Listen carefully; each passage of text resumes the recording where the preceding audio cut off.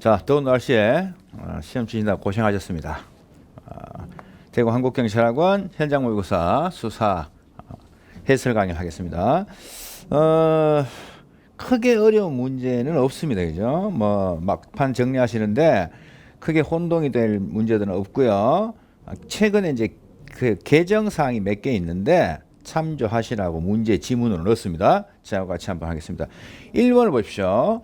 범죄 수사 규칙 내용 중에서 틀린 것을 골라라. 우리 수사에서는 이 범죄 수사 규칙이 굉장히 좀 중요도가 있죠. 이 수사의 기본이 된단 말이죠. 이 범죄 수사 규칙이 개정이 좀 빈번했습니다. 최근에. 그래서 뭐 중요한 내용은 수업 시간에 다 이야기해 드렸고, 최근에 이제 또 개정된 사항이 있는데요. 너무 개정된 사항에 민감하실 필요는 없는 것이 출제자들도 반영을 안 할 가능성이 많습니다. 그래서 너무 민감하지 말고 수업 시간에 들었던 거, 그다음 오늘 정리하는 걸로 하시면 시험 치는데 큰 문제는 없을 겁니다. 자, 1번이 좀 박스형이고 생소한 지문이 있습니다. 최근에 2019년도 7월 18일부터 시행되는 새 조문이 들어가 있습니다. 이거 처음 보시는 분도 있을 텐데 저하고 같이 한번 정리하겠습니다. 틀린 것을 모두 고른 것은 하면 정답은 2번입니다. 기억 X, 디귿 X인데, 자, 기억을 먼저 보십시오. 수사를 종결하였을 때는 검사의 지휘를 받아 사건을 모두 관할 지방검찰청 검사장 또는 지청장에게 송치해야 된다고 했는데, 여기서 검사가 아니에요. 검사가 틀린 지문입니다. 아무 생각 없이 보면 수사 종결했으니까 검사 지휘 받는다 하는데, 여기서는 검찰청에 송치하기 전 단계잖아요. 그래서 경찰관서장의 지휘를 받도록 되어 있습니다. 경찰관서장의 지휘를 받아서, 이렇게 해야 옳은 문장이 되겠죠. 그래서 기억이 틀렸고, 니은은 맞는 지문인데 최근 2019년도 7월 18일부터 시행되고 있는 새 조문이 되겠습니다. 그래서 맞는 내용인데 읽어보시고요. 숙지를 하셔야 됩니다. 뭐 내용이 바뀐 건 없고요. 구체적인 예를 추가한 겁니다. 범죄 인지 후 1년이 지난 사건은 수사를 종결 지휘해야 한다. 이거 뭐예요? 수사의 일몰이라고 해서 수업 시간에 이야기했던 건데, 구체적인 예가 새로 들어갔습니다. 이번에 다수의 사건 관계인 조사, 관련 자료 추가 확보 분석, 외부 전문기관 감정의 장기와 범인 미검거 등의 사유로 계속 수사가 필요하며 그 구체적 사유가 소명된 경우, 이런 말이 추가됐다는 거죠. 내용이 바뀐 건 아니고 조문을 좀 풍족하게 만든 겁니다. 그래서 개정 내용을 해설에 넣어놨으니까요. 한번 같이 읽어보시면 되겠어요. 그래서 니은은 새 조문인데 맞는 내용이고 7월 18일부터 시행이니까 우리 시험과 관련이 있는 지문이죠. 그냥 한번 참고하시면 되겠고요. 디귿이 틀렸습니다. 디귿. 자, 경찰관서장은 관할구역 내에 사건이 아니거나 해당 경찰관서에서 수사하는 것이 부적당하다고 인정되는 사건은 친속기를 범죄지 또는 피의자의 거주지를 관할하는 경찰관서, 수사에 적합한 경찰관서나 기관에 이송 또는 인계할 수 있다. 우리 경찰 시험에서 장난 많이 치는 게 있죠. 할 수 있다라고 되어 있는데요. 조문에는 하여야 한다라고 되어 있습니다. 뭐 전통적인 출제 포인트입니다. 할 수 있다가 아니고 하여야 한다. 조문을 제가 해설에 다 넣어놨으니까 역시 정리를 한번 해 주셔야 돼요. 그래서 이송 또는 인계할 수 있다가 아니고 이송 또는 인계하여야 한다. 190조 1항이 규정하고 있습니다. 그래서 디귿이 틀렸고요. 리얼은 맞는 지문입니다. 기출 지문으로 잘 안 나오는 건데 190조 3항입니다. 맞는 겁니다. 따라서 정답은 2번이다. 이렇게 정리하시면 되겠습니다. 자, 1번은 해결이 됐을 것이고요. 해설에 개정 이유 넣어놨으니까 한번 참조해 보시고요. 2번을 보겠습니다. 우리 제1장에서 두 문제가 출제됐는데요. 이 범죄 수사 규칙 조문하고 이 2번은 수사의 조건입니다. 최근에 그 각광받고 있는 쪽인데 이 형사소송법에서도 언급이 되고 있기 때문에 뭐 잘 아실 거예요. 잘 아실 건데 최근에는 다양한 형식으로 출제가 되고 있기 때문에 형태를 좀 바꾸어 나오더라도 안 틀리도록 정리를 잘 하셔야 됩니다. 적절하지 않은 것을 모두 고른 것은, 자, 4번이 되겠습니다. 기억 니은은 맞고요. 밑에 거 4개가 틀렸는데요. 기억은 규문적 수사관 하면 그죠? 우리가 이제 과거에는 수업 시간에 언급을 안 했던 부분인데 물론 저는 이제 살짝 언급을 드렸죠. 규문적 수사관과 대비할 수 있는 게 탄핵적 수사관이다 이렇게 이야기를 합니다. 보통 여기서 이제 수사관이라는 거는 기명사 이형사의 수사관이 아니라 그랬죠. 볼관자입니다. 우리가 관광할 때 약자로 이렇게 씁니다만은 수사를 보는 관점이라는데요. 이 규문적 수사관은 제가 뭐랬어요? 수사기관에 힘이 세요. 그래서 이 수사기관이 위에 있습니다. 그림으로 간단하게 그려보면 수사기관이 힘이 세요. 위에서 일방적으로 수사의 대상이 되는 사람을 우리는 누가로 간다? 피의자라고 하잖아요. 이 그림 보면 이렇게 돼요. 수사관이 힘이 세고 피의자를 일방적으로 조사하는 이게 규문적 수사관이에요. 우리나라의 통설적 직입니다. 여기 수사관하고 형사소송 배우는 형사소송 구조하고는 완전히 달라요. 혼동하시면 안 되고 이 탄핵적 수사관은 이 수사기관하고 피의자가 어떤 대등한 위치에 있다고 보시면 되죠. 이렇게 그림이 좀 달라진단 말이에요. 그래서 이 규문적 수사관은 이런 형태다 이 말이죠. 그래서 1번 기억 지문이 맞는 거죠. 수사기관과 피의자의 관계를 불평등 수직적 관계로 보며 수사기관의 한목적 판단을 중시하고 수사관이 힘이 세단 말이죠. 그래서 기억은 맞는 지문이 되겠습니다. 그 다음 니은은 뭐 기출문제 언의에다 있는 지문인데요. 범위유발형 함정수사는 상당성을 갖추지 못하여 신의 측에 반하기 때문에 위법하다. 상신비해서 우리가 공부를 했던 것이고요. 그래서 기억하고 니은은 맞고 디귿이 틀렸는데 수사를 개시할 때는 수사기관의 객관적 혐의가 아니고 뭐예요? 주관적 혐의입니다. 객관적 혐의는 체포 구속을 할 때 필요한 것이고 이 객관적 혐의라는 것은 뒤에 나오겠습니다만은 증거에 뒷받침되는 혐의를 뜻하지만 수사를 개시할 때는 증거 필요 없잖아요. 수사하면서 증거 찾으면 되니까 수사기관의 주관적 혐의로도 족하다 이렇게 수업을 했죠. 그래서 디귿은 틀렸습니다. 수사는 수사기관의 주관적 혐의에 의하여 개시된다 이렇게 하셔야 되고 관로안의 내용은 맞는 내용입니다. 자, 리얼도 틀렸는데요. 체포 구속을 위한 범죄 혐의는 객관적 혐의를 말하면 맞아요. 뒷부분이 틀렸습니다. 객관적 혐의는 일반인의 기준이 아닌 경찰관의 기준에서 범죄 혐의가 인정된다. 아니에요. 일반인의 기준도 아니고 경찰관의 기준도 아니고 증거에 의해 뒷받침되는 혐의다라는 말이 들어가줘야 돼요. 증거에 의해 뒷받침된다. 그래서 리얼도 틀렸고 자, 미음이 오래전 대법원 판례 내용을 각색한 내용입니다. 우리 수사가 대법원 판례를 잘 안 내는데 이번에 뭐 국가고시 그리고 우리 경영경찰 시험에서도 이 판례 내용이 나온 적이 있고 승진 시험에도 나온 적이 있기 때문에 문제가 각색이 되어서 있습니다. 친고죄에 있어서 고소고발은 이른바 소추 조건에 불과한 것이 아니라 바로 틀렸죠. 소추 조건에 불과하고 수사의 조건은 아니므로 이렇게 되어 있습니다. 지문이 반대로 되어 있죠. 지문은 소추 조건에 불과한 것이 아니라 수사의 조건이므로 이렇게 되어 있는데 판례 원문을 보면 수사의 조건은 아니고 소추 조건에 불과하기 때문에 이렇게 나옵니다. 그 부분도 틀렸습니다. 고소 또는 고발이 없는 경우 수사를 개시할 수 없다. 당장은 고소 고발이 없더라도 장차 고소 고발의 가능성만 있다면 수사를 개시할 수 있죠. 그래서 미음도 틀린 지문입니다. 해설에 판례 원문을 넣어놨으니까 잘 정리해 보시면 되고요. 그 다음에 마지막으로 이 비읍도 틀렸습니다. 수사 결과에 의한 이익과 수사로 인한 법익 침해가 부당하게 규정을 이룬다. 수사 비례의 원칙이에요. 수사 비례의 원칙은 필요성이 아니고 수사의 조건 중에 뭐 상당성이죠. 상당성. 그래서 아까 이야기했지만 상신비 했잖아요. 상신비 수사의 신의칙 수사 비례 원칙. 그래서 수사의 필요성을 결한 것이다 아니고 상당성을 결한 것이다. 그래서 틀린 건 4번이 되겠습니다. 이번에 답은 4번이고요. 3번을 보십시오. 수사첩보 수집 및 처리 규칙에 대한 거 가장 옳지 않는 거.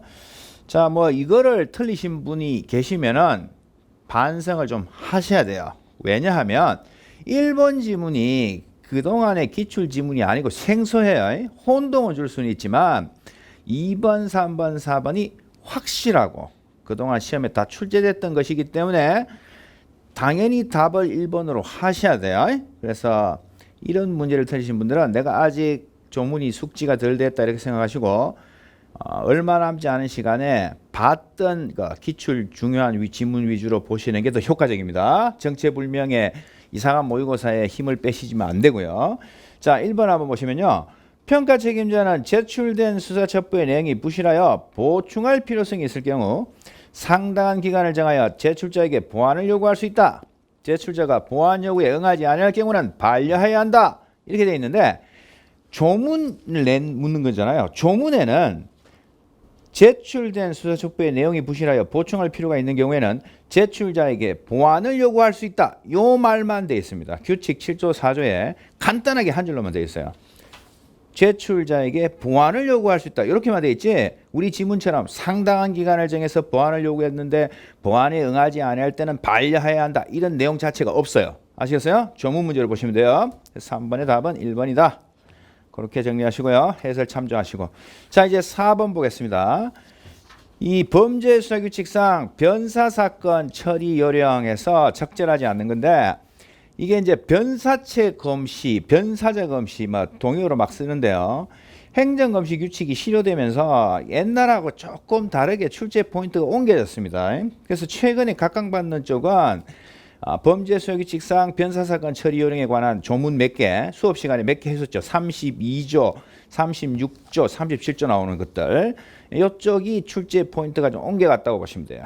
그래서 정답은 2번이에요. 사법경찰관이 검신을 할 때는 검시 관련 공부를 참여시켜야 한다가 아니고 뭐예요? 참여시킬 수 있다. 그 다음에 하나 더 추가하실 게 뭐냐면 그때 검시에 참여한 검시조사관은 뭐를 작성해야 된다? 변사자 조사 결과서를 조사 결과 보고서, 변사자 조사 결과 보고서를 작성해야 한다. 그걸 여러분들이 기억도 해 주셔야 되고요. 그 다음에 답은 2번인데 3번 지문이 출제될 가능성도 농후합니다. 사법경찰관은 검시를 한 경우 사망이 범죄에 기인한 것으로 인정될 때는 즉시 누구에게요? 검사에게 하시면 안 돼요. 물론 검사한테도 보고하는 게 맞죠. 변사자 검시 주체는 검사니까. 그러나 지금은 문제를 잘 보세요. 범죄수사규칙상 변사차관 처리 요령이잖아요. 그래서 범죄수사규칙 조문에는 검사가 없습니다. 소속 경찰 관서장에게 보고하는 동시에 수사를 개시한다. 이것도 같이 알아두셔야 돼요. 출제 가능성이 있습니다. 검사에게 보고하는 동시에 수사를 개시하여 하시면 틀려요. 조문 문제로 주의를 하십시오. 아무튼 답은 4번의 2번입니다. 자, 이제 5번을 갈 텐데 우리 기본서에 임의 수사와 강제 수사가 3장에 나와 있는데 우리 수사가 이 경찰 시험 필수 과목일 때는요. 강제 수사에서 가장 많이 출제됐습니다. 20문제 중에 4문제가 출제되는 경우가 있는데 최근에는 형사소송법하고 겹치는 쪽 출제를 자제하다 보니까 많이 나오면 2문제, 적게 나오면 1문제 이 정도의 비중이 있는데요. 하나만 출제하세요. 이러면은 뭘 낼까요? 통신수사가 가장 중요하다는 얘기입니다. 우리 수사 쪽에서는 통신수사하고 압수수색 절차 쪽이 중요한데요. 5번은 통신수사 문제입니다. 자, 통신사실 확인자료 제공 요청에 대한 설명 중에 가장 적절한 것은입니다. 4번입니다. 가장 많이 출제된 조문이죠. 기소중지 결정 제외. 처분하는 날부터 며칠 이내? 30일 이내. 그 다음에 서면으로 통지한다. 항상 나오는 거예요. 그래서 4번이 정답이고 1번은 전기통신 송수신 방해는 통신사실 확인자료 제공 요청에 들어가지 않죠. 통신 제한 조치에 해당합니다. 그래서 1번은 틀렸고 자 2번 자 요거를 좀 힘들어 하시고 생소하시는 분이 많은데 문제가 통신사실 확인자료 제공 요청이에요. 이 통신사실 확인자료 제공 요청 여기와 관련해서는요. 이 긴급한 사유가 있을 때 미리 검사의 지휘를 받아야 한다면 틀려요. 이 2번 지문은 긴급 통신 제한 조치를 할 경우의 내용입니다. 아시겠습니까?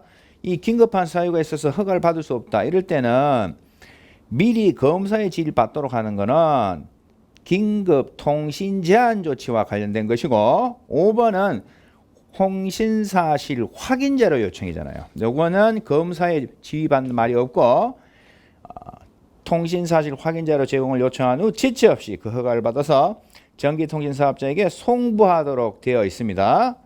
통신비밀보호법 13조 2항 단서를 보시면 돼요. 물론 범죄 수사 규칙에도 조금 더 세밀하게 돼서 내용이 되어 있습니다. 그래서 뭐 그것까지는 안 보셔도 될 것 같고 이 2번 지문이 틀린 이유는 미리 검사의 지휘를 받는 것은 긴급 통신 제한 조치와 관련된 것이고 2번 지문의 이 5번 문제가 통신사실 확인자료 요청이잖아요. 여기에는 미리 검사의 지휘를 받는 게 아니고 통신사실 확인자료 요청한 후 지체 없이 그 허가를 받아서 전기통신사업자에게 송부한다라고 되어 있다는 거, 조문이 다르다는 거 구별하시면 돼요. 그 다음에 3번은 왜 틀렸냐면 통신비밀보호법입니다. 전기통신사업법에 규정이 있는 게 아니고 통신비밀보호법에 규정이 있죠. 그래서 5번에 옳은 것은 4번이라고 보시면 되죠. 자, 이제 6번 보겠습니다. 최근에는 이 현장 수사 활동 비중이 좀 높아졌다고 보시면 돼요. 물론 뭐 내용이 그렇게 어렵지 않기 때문에 절대로 틀리시면 안 되는 파트입니다. 자, 6번 현장 관찰 시 연고감 판단 자료에서 적절하지 않은 것.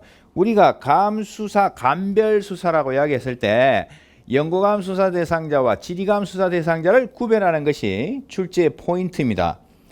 우리가 기억할 게 뭐 있습니까? 사투리라든가 전기통행자, 통근자 나오면 뭐 아니면 지역 책임자 나오면 뭐 지리감이잖아요. 6번의 답은 4번이죠. 특정 장소의 전기통행자를 노렸을 때는 지리감 판단 자료입니다. 1번, 2번, 3번은 연고감 판단 자료가 되겠습니다. 자, 이제 7번을 보겠습니다. 수법 원지입니다.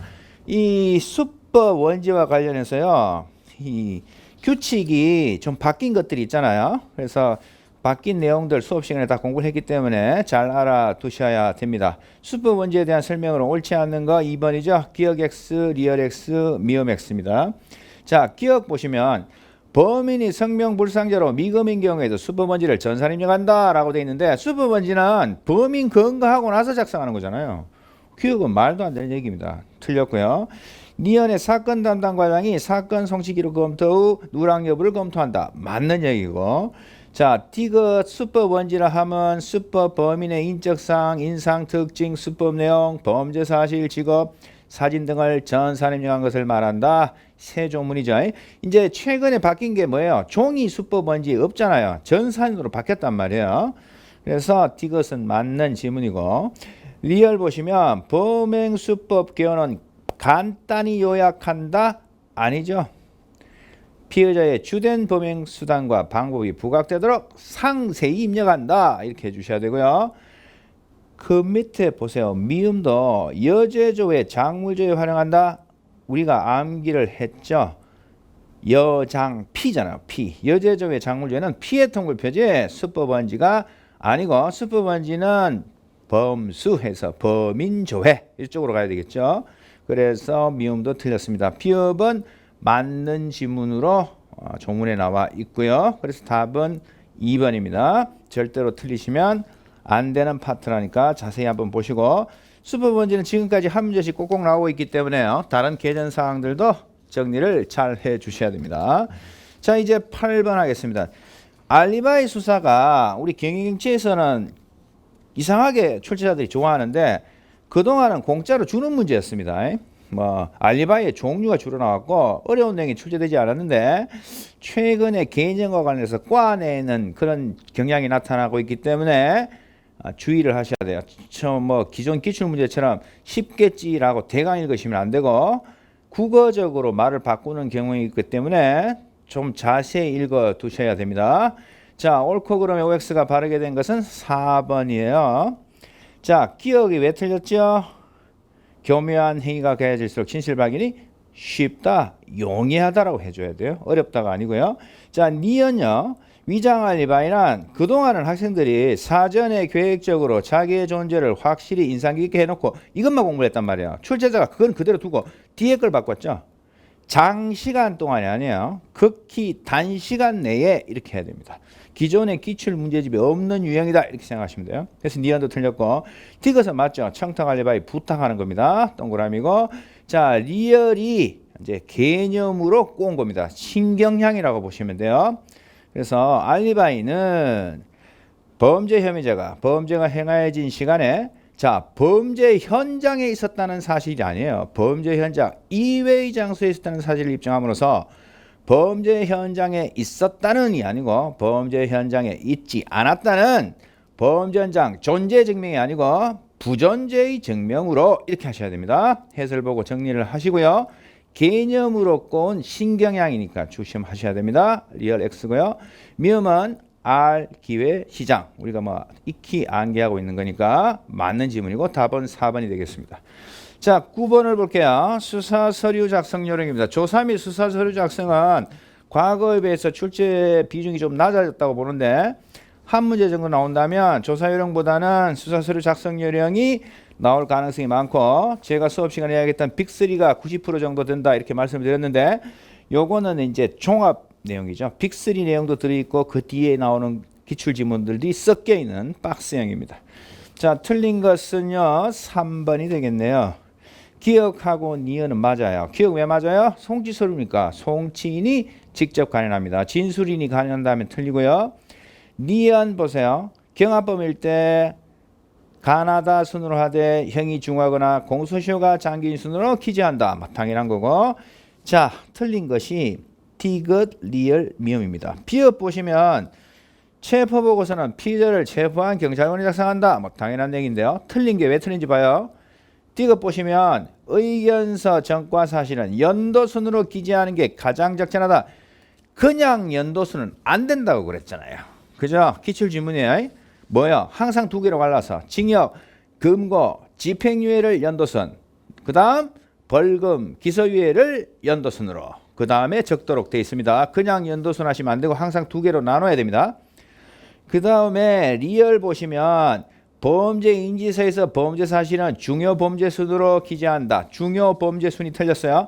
범행 시간 순서로 기재한다. 이렇게 돼야 되고 그 다음에 이 미음이 과거에는 A급이었는데 요새 좀 찬밥이죠. 그러나 뭐 과거에는 A급이었기 때문에 기본적인 내용 알아두셔야 됩니다. 검증조서에 형식적 기재사항과 실질적 기재사항이 나와져 있죠. 형식 기재사항은 칸이 마련돼서 반드시 적도록 되어 있습니다. 우리가 두 문자 외우고 했죠. 형식적 기재사항은 반드시 적어야 되면 반해서 실질적 기재사항은 필요할 때 그때그때 알아서 적어주는 것으로서 검증의 조건은 실질적 기재사항입니다. 검증할 때 날씨가 좋았다, 어두웠다 뭐 이런 거 이 검증의 조건은 형식적 기재사항에 해당하지 않습니다. 그래서 X고요. 따라서 답이 3번입니다. 디귿 X, 리얼 X, 미음 X. 자 10번 보세요. 최근에 이 과학수사 쪽에서는 과거 기출 문제를 보면 지문의 종류, DNA 지문, 그전에는 법의학에서 한 문제씩 무조건 나왔다고 했다가 법의학이 좀 주춤하면서 지문의 종류라든가 유전자 지문 쪽이 곽강을 받았는데 최근에 특히 작년도 12월 달에 이 과학수사 기본규칙에서 두 문제가 출제되면서 과학수사 규칙의 내용들이 실무 문제집에도 나와 있기 때문에 중요한 내용들을 여러분들이 알아두셔야 됩니다. 자, 조문의 내용인데요. 10번 정답은 4번이요. 범죄 분석 자료 관리를 통한 수사 지원을 위하여 범죄 개별 항목 등을 입력 분석하고 현장 데이터, 장비, 인적 자원 현황을 관리하는 전산 시스템 뭐예요? 범죄 분석 시스템, 즉 과학적 범죄 분석 시스템 스카스라고 읽는다 그랬죠. 기억은 과학적 범죄 분석 시스템 스카스가 들어가야 되고 니은은 증거물 연계성이라는 개념 중요하다고 그랬죠. 이 말 나오면 뭐예요? EMS 증거물 관리 시스템 Evidence Management System 알아두셔야 되고요. 디귿은 지문 나오잖아요. 지문 자동 검색 시스템 뭐예요? 아피스죠. 답은 4번입니다. 자 11번 지문 분류 방법에 대한 설명 중에 틀린 것은 공부를 하신 분들은 웃으면서 맞췄을 거고 공부가 안 되신 분들은 시간이 좀 걸렸을 겁니다. 4번이 틀렸죠. 얼정제상문은 좌수의 우측, 우수의 좌측에 각이 있는 제상문. 맞죠? 이걸 모르면 기분이 없는 거죠. 이건 아실 거고. 내단과 외단 사이 융선수가 12개에서 14개일 때 번호가 6번이다. 맞는지 확인을 하겠습니다. 얼 3, 6으로 정리를 하라고 했습니다. 얼 3, 6. 얼정제상문은 3번부터 6번까지가 있죠. 중간에 몇 번? 4번, 5번. 자, 얼정제상문은 내단과 외단을 가상의 선으로 연결했을 때 여기에 접하는 융선수로 번호를 매기는데요. 럭키 7부터 시작하라고 했죠. 7개 이하. 그 다음에 4개, 3개로 8개, 9개, 10개, 11개, 12개, 13개, 14개, 15개 이상. 이게 1초 만에 나와야 된단 말이에요. 그래야지 공부한 보람이 있지. 이거에 1, 2분씩 시간을 허비하면 다른 문제를 망친단 말이에요. 자, 12개에서 14개요. 5번이잖아요. 5번. 5번인데 6번이다 했으니까 11번의 답은 4번입니다. 그래서 암기하셔서 1초 만에 풀 수 있는 연습을 해 주셔야 됩니다. 12번. 과거로 돌아가는 거죠. 옛날에 무조건 한 문제 나왔었어요. 최근에 안 나오다가 다시 나오고 있습니다. 시체 현상에 대한 설명 중에 옳은 것을 모두 고른 것은 2번이 되겠어요. 자, 기억은 가장 정확한 서술이라고 그랬습니다. 주위 온도, 대기 온도가 같아지거나 수분이 증발하면서 주위 기온보다 더 낮아집니다. 당연한 거고. 자, 니은은 왜 틀렸어요? 리스턴의 법칙은 항상 턱이 먼저예요. 반대로 되어 있습니다. 그래서 니은 틀렸고. 디귿, 부패, 공기 유통이 좋으면 좋고 다만 온도나 습도는 일정 구간에서만 이루어지죠. 동그라미. 자, 리얼. 고온 건조한 상황에서 시체 건조가 부패 분해보다 빠를 때 생긴다. 뭐야? 미라죠. 시체 밀랍화가 아니고 미라화 이렇게 하셔야 되고요. 백고라 두 문자 뭐죠? 칠성 사이다 사오소 잘 아실 거예요. 맞는 지문이고. 비어 부패는 시체 후견상에 속한다. 후견상 뭐예요? 부자 밀백 미 동그라미. 답은 2번. 뭐 절대로 틀리지 않은 문제니까 잘 알아두시고요. 자, 13번 수사행정 문제인데요.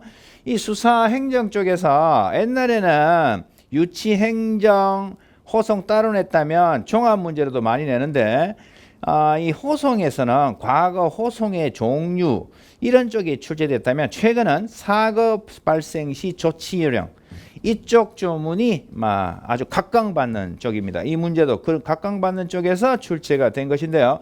적절한 건 4번이죠.